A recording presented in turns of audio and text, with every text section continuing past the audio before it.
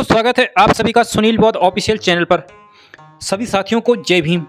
साथियों, आज एक सच्ची घटना से, सच्ची कहानी से रूबरू कराऊंगा बाबा साहब की एक सच्ची कहानी, जिसे सुनकर आप भी सोचने पर मजबूर हो जाएंगे कि एक व्यक्ति के अंदर इतना दिमाग कैसे हो सकता है, कोई महापुरुष इतना दृढ़ निश्चय वाला कैसे हो सकता है। मैं चाहूंगा कि आप इस वीडियो को पूरा देखिए। जब बाबा साहब पहली बार लंदन से बैरिस्टर बनकर भारत वापस लौटे, जब उन्होंने कोर्ट के अंदर, कचहरी के अंदर कदम रखा तो कोर्ट के अंदर जितने भी वकील थे सभी ने बाबा साहब को देखकर पहचान लिया और कहने लगे यह वही व्यक्ति है जो महार जाति का है और यह आज काला कोट पहनकर हमारे कचहरी के अंदर आ गया है। और बाबा साहब के अंदर जाकर अपनी जगह ढूंढने लगे।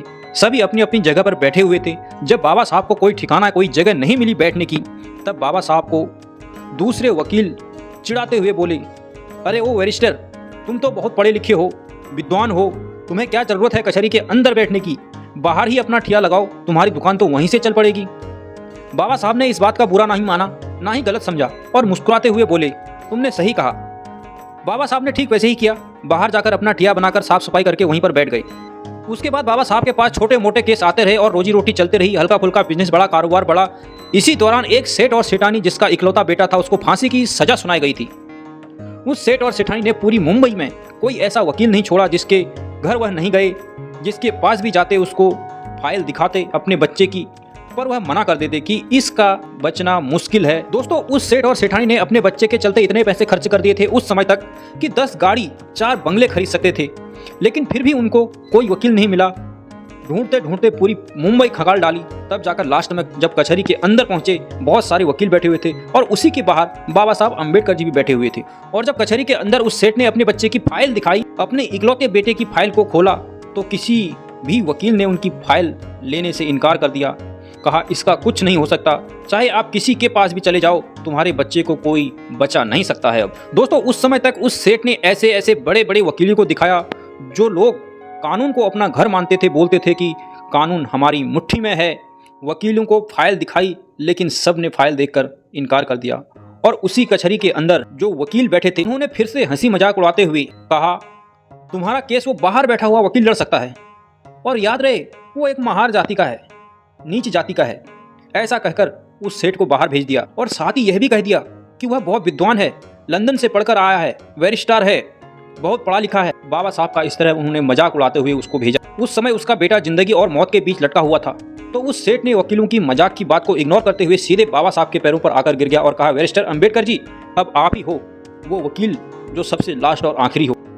अब जो करना है आपको ही करना है। बाबा साहब ने कहा, अरे उठो, मैं आपकी क्या मदद कर सकता हूँ। यह फाइल तुमने मुझसे भी बड़े बड़े वकीलों को, बड़े बड़े विद्वानों को दिखाई, जब वो कुछ नहीं कर पाए तो मैं वैसे भी महार जाति का हूँ, नीच जाति का हूँ, मैं क्या कर सकता हूँ। बस इतनी ही बात सुनते ही सेठ ने साहब की शक्ल देखी और कहा, अम्बेडकर जी, अगर मेरे बच्चे को कोई बचा सकता है, बैरिस्टर अम्बेडकर जी ही बचा सकते हैं, वरना पूरी दुनिया में कोई ऐसी ताकत नहीं जो मेरे बच्चे को बचा। उन्होंने कहा, मैं आपका चेहरा देखकर बता सकता हूँ कि बाबा साहब अम्बेडकर जी, आप मेरी बात मान लीजिए, मैं एक बाप हूँ, इस गम को सहन भी कर सकता हूँ, लेकिन इसकी माँ को जब यह पता लगेगा कि उसका इकलौता बेटा अब इस दुनिया में नहीं रहा, गम में ही वह मर जाएगी, उस दिन मेरे घर से एक अर्थी नहीं बाबा साहब अम्बेडकर जी, बल्कि दो अर्थियां उठेंगी। जब बाबा साहब अम्बेडकर जी ने यह बात सुनी कि उसकी माँ मर जाएगी, बाबा साहब को वह बात याद आ गई। जब बाबा साहब छोटे थे, बाबा साहब की माता भीमाबाई ने एक बार बात कही थी, भीमा, अगर कभी जरूरत पड़े किसी निर्दोष की जान बचाने के लिए, अगर किसी अच्छे काम के लिए झूठ भी बोलना पड़े तो संकोच मत करना। और इस समय बाबा साहब ने तुरंत ही फाइल मांगी और फाइल खोलकर देखकर बोला कि सेठ, यह बताओ कि यह फाइल आपने अभी तक किस किस वकील को और कितने वकीलों को दिखाई। सेठ ने बोला, पूरे मुंबई में ऐसा कोई वकील नहीं बचा जिसको मैंने अपनी फाइल नहीं दिखाई, और इतने पैसे खर्च कर दिए हैं कि आने वाली मेरी 3 पीढ़ियां भी मिलकर इतना पैसा नहीं कमा सकती जितने मैंने खर्च कर दिए। और रोते रोते बाबा साहब के चरणों पर गिर गए। सेठ ने हाथ जोड़कर रोते धोते देखकर, उसकी पीड़ा देखकर बाबा साहब ने कहा, जाओ सेठ, मैं तुम्हारे बच्चे का केस लड़ूंगा अब। जब बाबा साहब मान गए थे केस लड़ने के लिए, तो वह सेठ बहुत खुश हुआ। उसने बोला, मुझे यकीन है बाबा साहब, आप मेरे बच्चे को बचा लोगे। जिंदगी और मौत के बीच मात्र 10 दिन का फैसला था। फांसी को 10 दिन बचे थे। कचहरी लगी, अदालत लगा, कोर्ट लगा। अंदर दोनों पक्ष के वकील आए, कोर्ट के अंदर दोनों पक्षों के वकील आए। जब बात बोली गई, जज साहब ने अम्बेडकर जी को बोला, तुम कुछ दलील देना चाहोगे। बाबा साहब अम्बेडकर जी ने बोला, नहीं जज साहब, आप अपना फैसला सुनाइए, मैं कुछ नहीं कहूँगा। उस समय सेठ यह सुनकर संकोच में आकर वह सोचने लगा कि उसने बोला था कि तेरे बच्चे का केस में लड़ूंगा, लेकिन इसने तो कोर्ट में कुछ दलील भी नहीं दी, इसने तो बोला ही नहीं, सीधे बोल दिया जज साहब आप अपना फैसला सुनाओ। वह सेठ मन ही मन कह रहा था, अम्बेडकर तुमने अच्छा नहीं किया बैरिस्टर, मैं बड़ी आशा के साथ यह फाइल तुम्हारे पास लेकर आया था, तुम्हारे पैरों पर गिरा था, मैंने यह बात भी बताई थी कि तुम्हारा चेहरा देखकर मैंने बता दिया तुम मेरे बच्चे को बचा लोगे।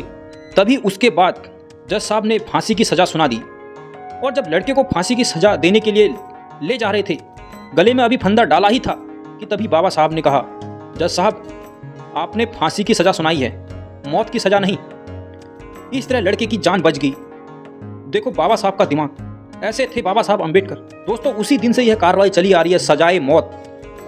जब भी किसी को फांसी देनी होती है तो सीधे फांसी नहीं बल्कि सजाए मौत कहा जाता है। यह नियम उसी दिन से बना दोस्तों, उससे पहले सिर्फ फांसी की सजा बोला जाता था।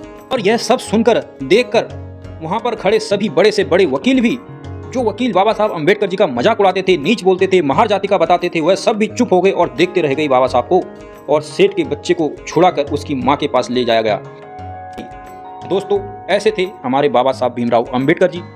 बाबा साहब अम्बेडकर जी ने महिलाओं और मजदूरों के लिए, उनके अच्छे जीवन के लिए बहुत कुछ सहा और बहुत बड़े बड़े संघर्ष किए।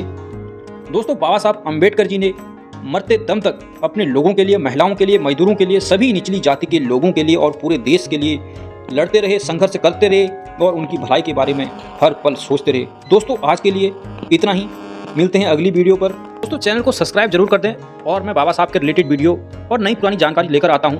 यदि आप भी बाबा साहब अम्बेडकर जी को पसंद करते हैं और उनके बारे में ज़्यादा से ज़्यादा जानना चाहते हैं तो हमारे चैनल को सब्सक्राइब जरूर कर लें। दोस्तों मिलते हैं अगली वीडियो में। आप सभी को सुनील बौद्ध का जय भीम, नमो बुद्धाय, जय हिंद, जय भारत। सुनील बौद्ध official, please subscribe channel, please share video, support me all friends.